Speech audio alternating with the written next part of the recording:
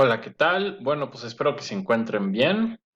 Como saben, hace unos días tuvimos la sesión de dudas y bueno, pues en efecto hubo una serie de preguntas y bueno, pues sé que no muchos están siguiendo, digamos, el curso a la par y bueno, están viendo los videos de acuerdo a bueno, a sus tiempos.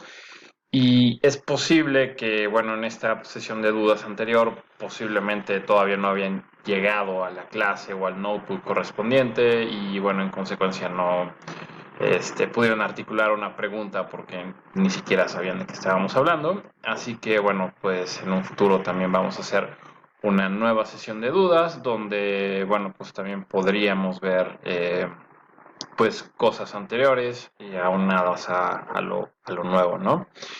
Y bueno, pues lo nuevo es la siguiente parte de ecuaciones diferenciales. Y estas son, bueno, pues la segunda parte más bien de las ecuaciones parciales. Entonces vamos a hacer un pequeñísimo repaso sobre el método de sobrerelajación de Gauss-Seidel. Y bueno, pues recordamos que anteriormente con el método de relajación, lo que se hacía es que se tenía una nueva, un nuevo arreglo y bueno, se usaba el arreglo anterior y una pequeña diferencia, digamos, y bueno, pues digamos que íbamos actualizando el nuevo arreglo en términos del anterior. Lo que hace Gauss-Seidel es, y sobre relajaciones, bueno, por un lado no hay necesidad de tener un arreglo nuevo y uno viejo, que sea siempre el nuevo, y por otro lado, pues podemos ir avanzando en pasos más grandes que lo que corresponde a la pil delta solita, ¿no? Podemos hacer un factor de ajuste omega, que, bueno, pues por lo regular es algo no muy grande, pero mayor a cero. Y bueno, esto hace que converja más rápido nuestras soluciones. Eh, digamos que en pocas palabras se ve algo así. Es básicamente el método de relajación, es el promedio dividido entre 4, pero con este factor omega de peso aquí y acá. ¿Ok? Entonces hicimos este código. Recuerdan que era una cajita donde pues metíamos a un potencial cero los bordes y la tapa la manteníamos a un potencial, en este caso es 1. Ahora, si corremos este código, se darán cuenta que, bueno, pues en efecto, por el momento no estamos ganando mucho en términos de velocidad, porque estamos haciendo la iteración que siempre sean 500 pasos, ¿no? Sin embargo, esto puede acabar antes dependiendo de qué omega escojamos, ¿no? Entonces puedo poner un omega de 0.1, por ejemplo. Esperamos a que corra.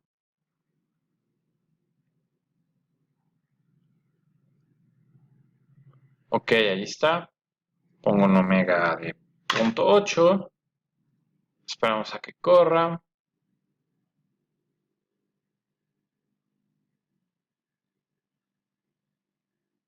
Esperando. Ok, ahí está. Pero se tardó básicamente lo mismo. Y eso es por esto, ¿no? Entonces, lo que les voy a pedir es que básicamente ustedes hagan que, que se salga del bucle, ¿no? Una vez que la diferencia de phi sea, pues, básicamente un cierto valor pequeño que ustedes determinen, pues entonces que se salga del bucle y bueno, ahí sí se haga notar el hecho de que este factor está funcionando. Y bueno, una última cosa por el momento, ¿qué sucede si pues meto valores pues grandes, digamos, ¿no? Entonces, en principio pues, son saltos, un factor de peso más fuerte y bueno, uno esperaría que llegáramos a la solución antes, pero bueno, como se darán cuenta, pues escupe algo, pero esto no tiene mucho sentido. Y es importante que siempre usen su intuición, ¿no? De qué es lo que espera, qué es lo que esperan y qué es lo que termina sucediendo. En este caso, por ejemplo, pues nosotros esperamos que la tapa esté a un cierto potencial bueno, potencial uno y a partir de ahí que vaya bajando, ¿no? Esto no se parece nada a eso. Aquí hay una asimetría horrible y bueno, en efecto es un error, pues, numérico lo que está ocurriendo, ¿no? El método como tal es inestable y bueno, ustedes tienen básicamente que probar valores que donde no ocurran este tipo de cosas. Por lo regular, valores entre 0 y 1 pues son suficientemente buenos, ¿no? Entonces, bueno, no olviden hacer esta parte, ¿no? De que se salga del bucle y que les ponga, bueno, pues cuántas iteraciones hubo antes de salir. Y bueno, aquí les pongo un ejercicio distinto. Es básicamente, aquí como se ve en la, es más, lo voy a hacer tal vez un poquito más pequeño. Ok.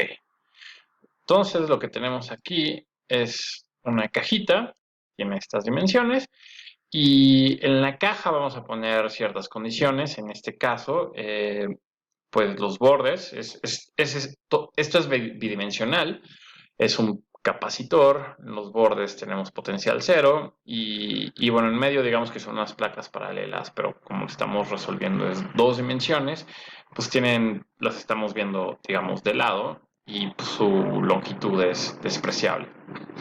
Lo que estamos fijando aquí es el potencial, el voltaje. Y bueno, uno estaría tentado a usar Poisson, pero Poisson te define la densidad de carga, ¿no? Aquí estamos fijando el voltaje y como tal, bueno, pues más bien pues usamos Laplace con estas condiciones a la frontera. Y bueno, ¿cómo se ve esto? Eh, pues básicamente así. Y este es nuestro potencial, digamos, el potencial a la frontera para hacer referencia a esta línea y a esta línea. Aquí está.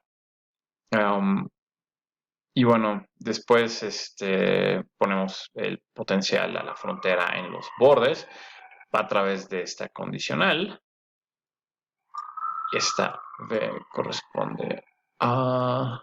Bueno, en este caso había dejado 100 volts, de hecho, porque estaba jugando con el código, pero, pero bueno, lo pueden poner a 1, lo pueden poner a 100. Ahora van a ver qué es lo que sucede con ello. Y bueno, estoy también llamando a esta función que definí, que es la que básicamente me dice si el potencial es 1, menos 1 o nada, al menos inicialmente. Y si estoy fuera de 1 menos 1, por eso estoy poniendo esta condición, pues básicamente que pasemos a esta condición donde, bueno, pues vamos a hacer esta sobre relajación de Gauss-Seidel. Y ahora algo importante que notar es que, bueno, en este caso estoy poniendo, pues, en la imagen mi cero ya no va a estar en la esquina superior izquierda, sino en la esquina inferior izquierda. Y bueno, esto es lo que se ve eh, una vez que se corre el código. Ahora, aquí en efecto, de hecho creo que lo dije al revés hace rato, pero esta es básicamente la división en la cual estoy haciendo de mi malla y este es el potencial, ¿no? Entonces el potencial en efecto sí es cero y esto es básicamente lo que sale una vez que se corre el programa.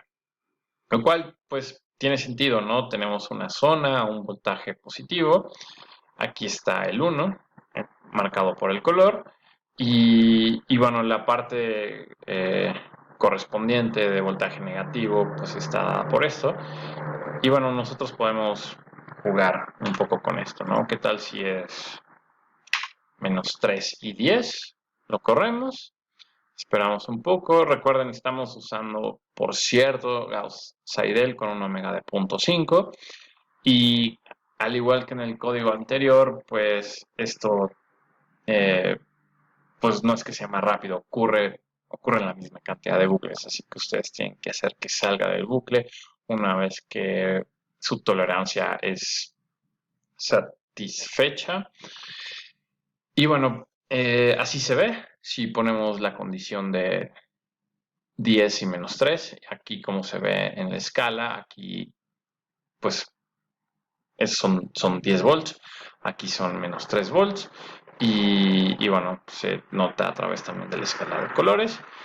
Y bueno, vamos a dejar 1 y menos 1, por ejemplo, nada más para mostrar que tiene sentido esto. Y vamos a variar la condición de la frontera, ¿no? ¿Qué tal si son 10 volts? Entonces, aquí en el contorno van a ser 10 volts, aquí es 1 y aquí es menos 1.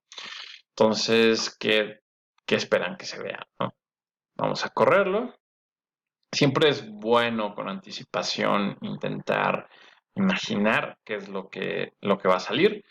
Y bueno, pues esto sale, ¿no? O sea, a final de cuentas, la frontera es la que está el potencial más alto y a partir de ahí uno esperaría que bajara el potencial, pero al mismo tiempo que subiera ligeramente con respecto a al resto de los potenciales, si el siguiente potencial es positivo. Eh, Sin embargo, el siguiente potencial es menor que el potencial original, ¿no? Aquí es 10 y aquí dejamos, eh, no, dejamos 10 otra vez.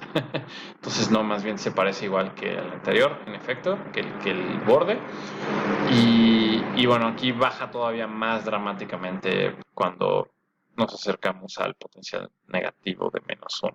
Vamos a poner aquí 1, ¿no? Nada más la condición original, pero este potencial no es, o sea, no está a tierra, son 10 volts, está más alto que estos dos. Vamos a ver cómo se ve.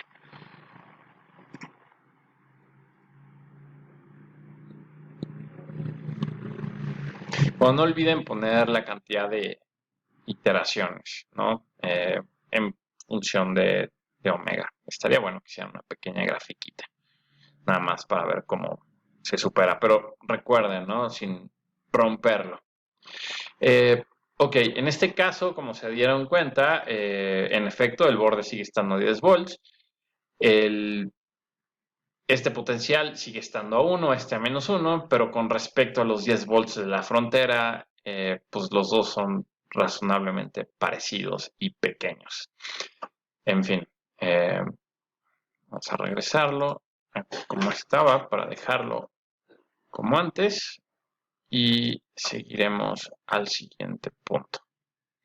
Nada más espero que corra para que vean que en efecto sigue funcionando igual.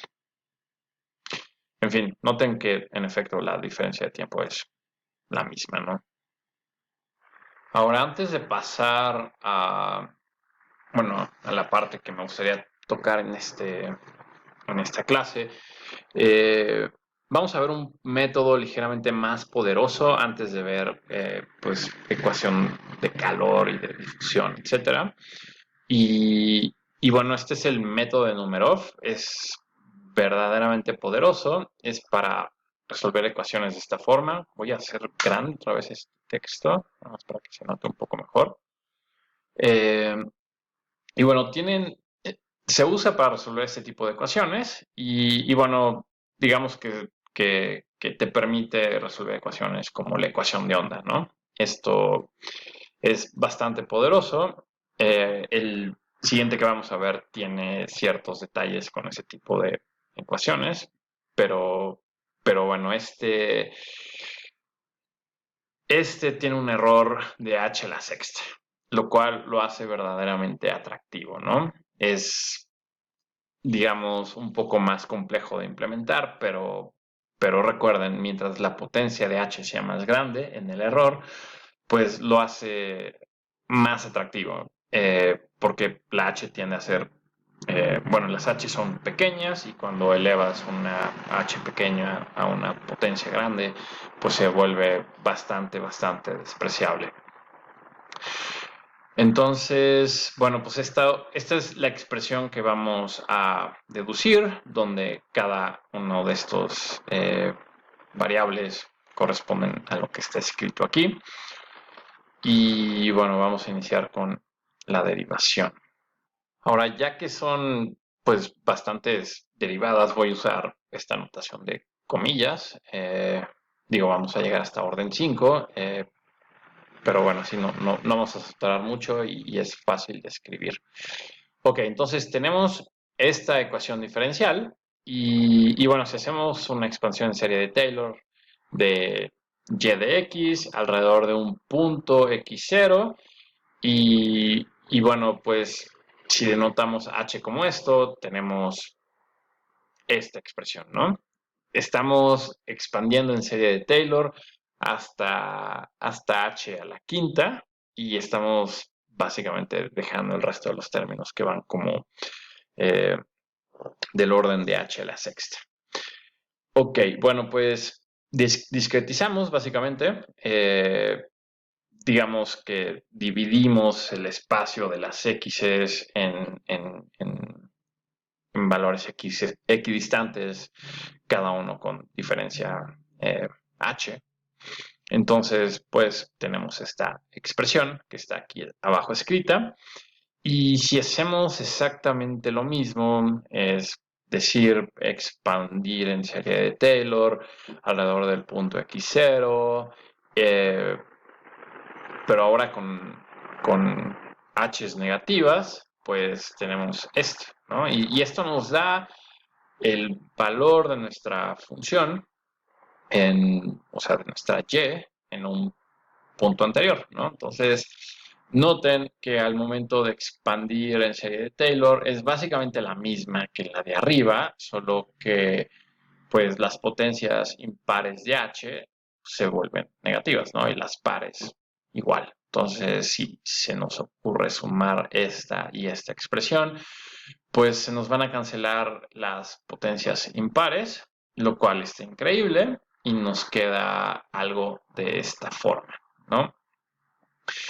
Bueno, pues entonces, sí, o sea, nos falta básicamente averiguar qué es esta segunda derivada de, de nuestra función y esta cuarta derivada.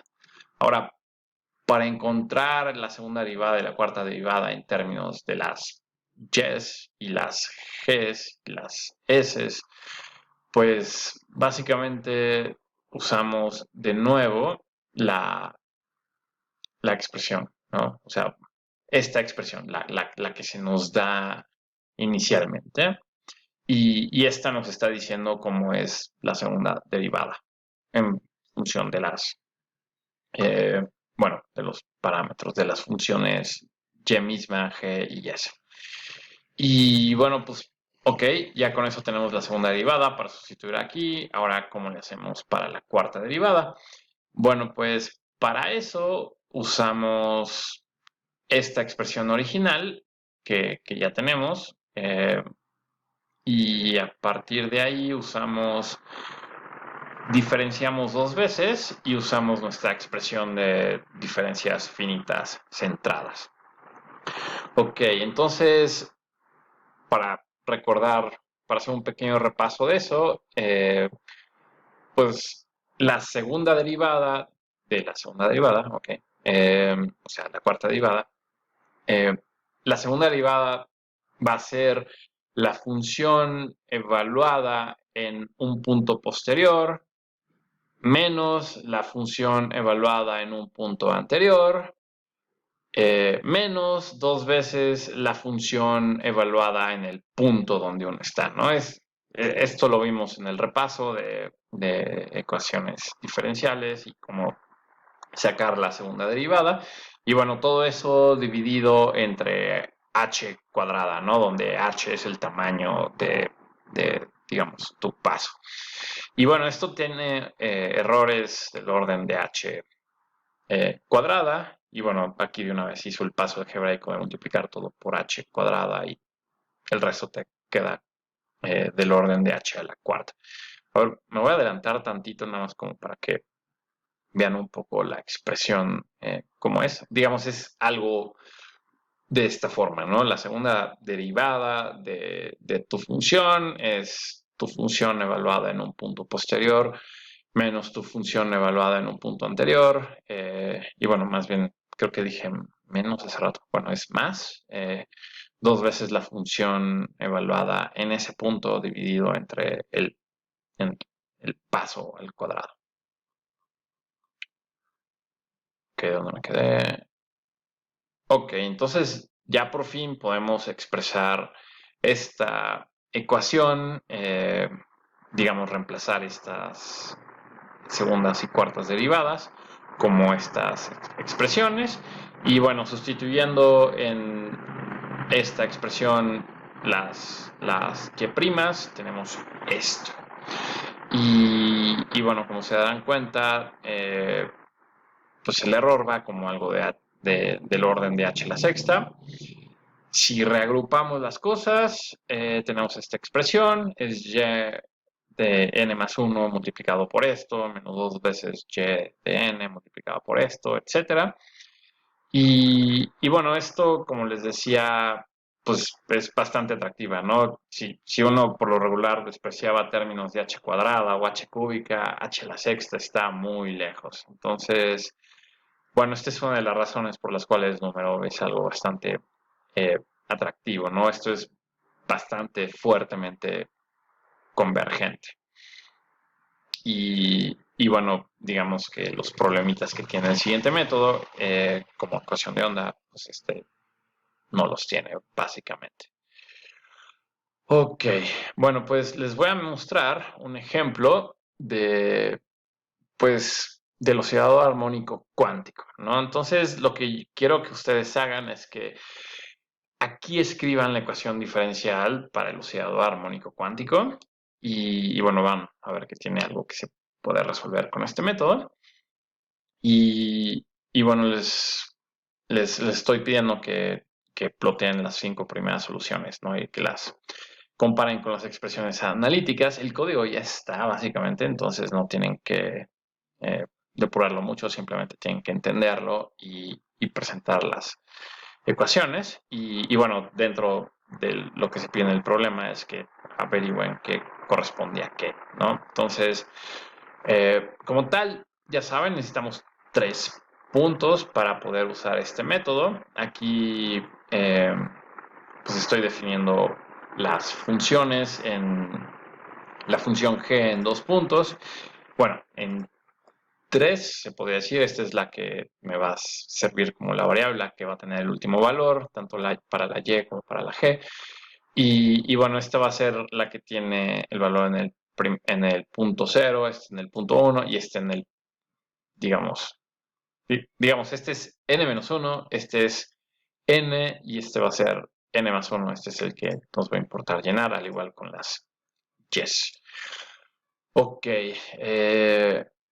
y bueno, lo que nos importa es implementar numerov, aquí está implementado, esta expresión es básicamente otra forma de decir esto, aquí ya despejamos, y de n más 1 es nuestra y, hicimos un cambio de variable aquí, si sabemos que h es este valor, bueno, pues de una vez para no andar midiendo calculando, perdón, una y otra vez h cuadrada, pues se le asignamos aquí a una variable y listo. Y bueno, tenemos que este valor h cuadrado entre 12, básicamente lo reducimos a esto, ¿no? Es simplemente cuestiones de simplificación y optimización para hacer el código un poco más veloz. Ok, entonces lo que les pido es que, bueno, entiendan el código y bueno, vamos a correrlo aquí. Así es como se ve y aquí estamos viendo una cierta solución. Si queremos, por ejemplo, algo del estado base, allí está. Y bueno, nada más les estoy pidiendo que pongan todas en una sola gráfica o varias gráficas, como ustedes lo deseen, para que vean los distintos niveles y bueno, comparen, ¿no? eh, con la solución analítica, porque pues en efecto, ¿no? Esta es una de las razones por las cuales eh, me gusta escoger problemas donde se tiene una solución analítica. Es fácil de comparar y bueno, es una buena forma de validar el método, ¿no? Ok, bueno, pues ahora vamos a pasar a la ecuación de calor. La ecuación de difusión y la de calor están muy relacionadas y bueno, digamos que tienen esta forma y bueno, si la D es la misma para cualquier dirección y es constante, bueno, pues la de calor y la de difusión son idénticas.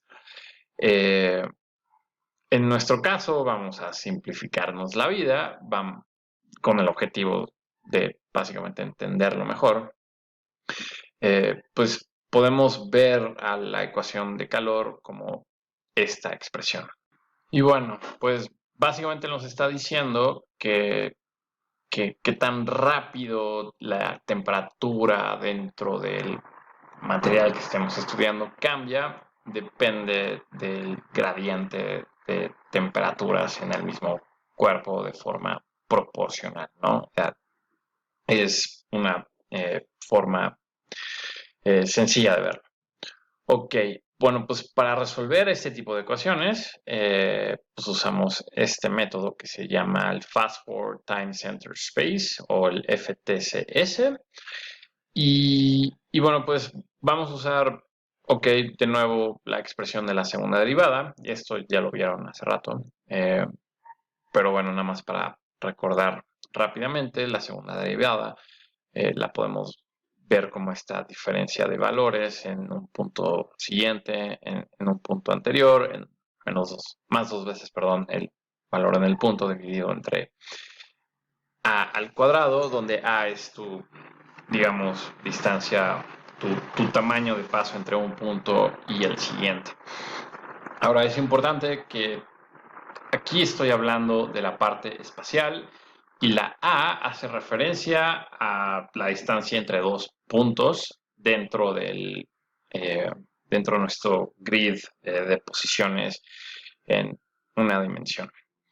Ahora, el tiempo se trata de forma distinta y bueno, debo decir que, por ejemplo, estas ecuaciones no se pueden resolver usando, por ejemplo, el método de relajación y diciendo que, bueno, esta es una variable independiente y esta es otra variable independiente, digamos que en vez de t es y, bueno, hay un detalle fuerte con eso, ¿no? Cuando es x y y, uno puede establecer condiciones de frontera. Y eso quiere decir que sabes cómo está al final o en el contorno de alguna forma, tanto en X como en Y. Ahora, ese tipo de ecuaciones es más del tipo condición inicial. Tienes que resolver la ecuación partiendo de un tiempo inicial. ¿Y por qué no se puede ver como Y? Bueno, pues no sabes cómo va a evolucionar, no sabes cómo es tu grid, digamos, de puntos de divisiones al final de tu cálculo. Entonces, mm, no se puede usar cosas como relajación para esto. Y bueno, a este tipo de problemas les llaman eh, problemas de condición inicial. Ok, bueno, pues como estábamos haciendo, estamos expresando la parte espacial como esta segunda derivada usando las diferencias finitas centradas y para resolverlo tenemos que también saber qué hacer con esta diferencial con respecto del tiempo. Eh, si recuerdan, pues digo, tiene algo de esta forma y bueno, podemos usar Euler por más raro que parezca, si bien hay métodos que tienen errores más pequeños y eso es algo que hemos enfatizado, incluso fue un poco de discusión en la sesión de dudas. acerca de por qué usar mejor un método que otro. Bueno, pues en este caso, a pesar de que el error es grande, este método es suficientemente bueno porque las diferencias finitas centradas para la segunda diferencial también tiene un error relativamente grande. Entonces, pues digamos que si digamos que no aportamos mucho usando aquí rungecuta, ¿no? El error tiende a ser contrarrestado por la diferencial, la doble diferencial de posición. Entonces, pues básicamente la razón por la cual usar aquí también Euler, ¿no? Y bueno, pues también es bastante sencillo, no tanto de entender como de implementar. Entonces también tiene esa ventaja. Ok, entonces básicamente sustituimos estas expresiones de espacial y de vías espaciales y temporales y obtenemos esta expresión. Esta expresión nos permite conocer cómo va a ser la temperatura, digamos, en un punto, en un tiempo posterior. Recuerden, aquí las H's son nuestros tamaños de pasos, pero en tiempo. Acá las A's son, digamos, los tamaños de pasos, pero en posición. Nada más para que tengan, no se confundan, en algún momento usamos A, por ejemplo, para X y Y. Y bueno, ahí no importaba. Decíamos que es una red cuadrada y listo. Aquí son de naturaleza distinto. Por favor, no las confundan. Ok, entonces tenemos esta expresión y listo, ¿no? Podemos implementar el código. Y bueno, como tal, pues podemos usar eh, este ejemplito. Digamos que tenemos dos reservorios de agua, uno de agua caliente y otro de agua fría, y estos están, digamos, separados por un contenedor de acero.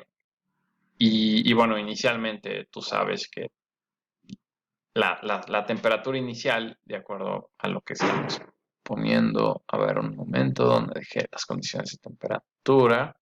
Ok, las condiciones de temperatura son pues agua fría a 0 grados y agua caliente a 50 grados. Estamos usando eso como condición de frontera. Aquí es 50 grados, aquí es eh, 0 grados inicialmente. Y bueno, el contenedor, digamos, en la superficie del agua caliente está inicialmente a la temperatura del agua caliente y también lo correspondiente respectivo para el agua fría. Ok, entonces lo que necesitamos es esta constante eh, de proporción, ¿no? La D, la que nos relaciona cómo cambia la parte temporal y espacial. Y queremos saber cómo cambia esta temperatura en función del tiempo y al mismo tiempo cómo va en función de la posición. Ok, entonces esto lo podemos reducir a un caso unidimensional. De aquí a acá, digamos, queremos saber cómo va ese gradiente de temperaturas en función del tiempo, o temperaturas, mejor dicho, en función del tiempo. Y bueno, aquí está el código implementado. Y bueno, pues obtenemos esta serie de curvas, ¿no? Ahora, algo importante que notar es que cada vez que se está haciendo esta actualización del código, aquí digo, se usó C, pero es, eh, digamos, ya una constante que te cambia las unidades apropiadas todas, ¿no? Este es eh, el valor correspondiente para el acero. No recuerdo el nombre, pero bueno. En fin, esta es básicamente nuestra implementación del FTCS. Y bueno, es bastante rápido. O sea, si se dan cuenta, aquí ya no estoy usando. O sea, son dos bucles. Está el bucle del tiempo, el cual, bueno, pues cambia términos de H, y está 1 aquí implícito, ¿no? Y esto es básicamente la forma de Pythonesca a la NumPy de escribir un bucle, ¿no? Es mucho más rápido que hacerlo en un ciclo for. Y bueno, esto es básicamente esto, pero con las constantes apropiadas, etcétera. Ok, entonces aquí se están poniendo distintos tiempos. Si el tiempo cumple con ciertas características, te lo imprime, perdón, plotea. Y bueno, aquí es a un tiempo, digamos, muy cercano a cero. Y bueno, vemos cómo cambia el perfil de la temperatura conforme pues avanza, ¿no? Se vuelve cada vez más lineal, literal al último, ya cuando son tiempos avanzados, pues se vuelve una línea recta. Y bueno, algo, digo, creo que sí sería digno de mostrar, ¿no? O sea, al momento de correr esto, eh, pues nada más para presumir que corre bastante rápido. Estamos hablando de 2 bucles, pero el bucle de NumPy es bastante eficiente. Entonces, acá está. Ok, perfecto. Bueno, pues vamos a ver este último código. Es una implementación del FTCS y en este caso básicamente vamos a ver el caso de un disco que está caliente, un disco de acero, en el cual pues básicamente lo vamos a dejar enfriar. El disco está inmerso en, digamos, la atmósfera que está a 300 grados Kelvin, es decir, temperatura ambiente. Y bueno, queremos ver cómo pasa, ¿no? De haber estado a 700 grados a, bueno, cómo evoluciona con el tiempo una vez que bueno, lo dejamos enfriar solito.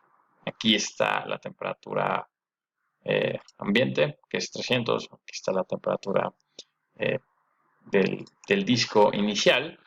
Y bueno, estamos dando las condiciones iniciales, metemos los coeficientes correspondientes, etcétera. Y bueno, aquí es donde se hace la, este, pues el método numérico. De hecho, básicamente es esto, ¿no? Y en este caso estamos salvando, eh, digamos, como queremos ver cómo ocurre la evolución en el tiempo visualmente de las temperaturas en los discos, pues básicamente nos vamos a parar en distintos tiempos y vamos a usar esos valores como para plotearlos aquí y ver cómo evolucionan. Y bueno, para seguir con el cálculo usamos la condición final de uno de esos como la condición inicial del siguiente. Eh, y bueno, con eso estamos poblando, ¿no? Esta gráfica. De hecho, si por ejemplo se nos ocurre ir un poco más lejos, vamos a cambiar este código. Vamos a poner 200, vamos a dejar esto, ok, 400, 800,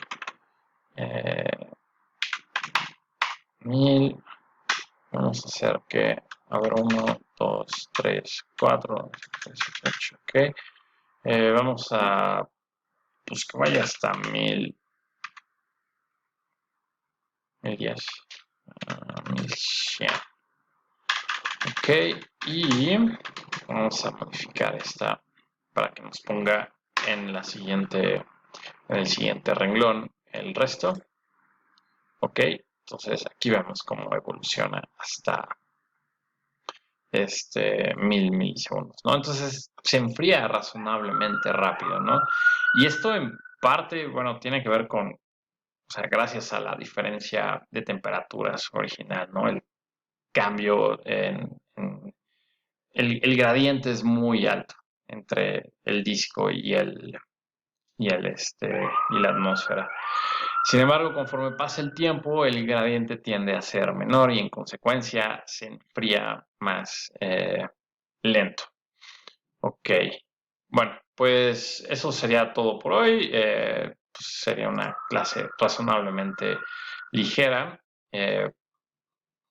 para no darles mucha carga de trabajo, pero bueno, sí nos interesa que jueguen, ¿no? Con los códigos, que cambien los parámetros, que intenten entender las soluciones y bueno, si se les ocurren como ideas de nuevas condiciones en la frontera o condiciones iniciales o alguna cosa, eh, no sé, particular, pues les recomendamos que lo hagan, ¿no? Pueden básicamente decir que tienen esto, por ejemplo, y bueno, familiarícense, ¿no? Con los métodos, intenten entender qué es lo que está sucediendo.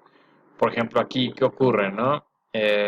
La diferencia de temperaturas es eh, más alta, ¿no? Aquí son 80 grados inicialmente. Y el cambio tiende a ser más dramático inicialmente.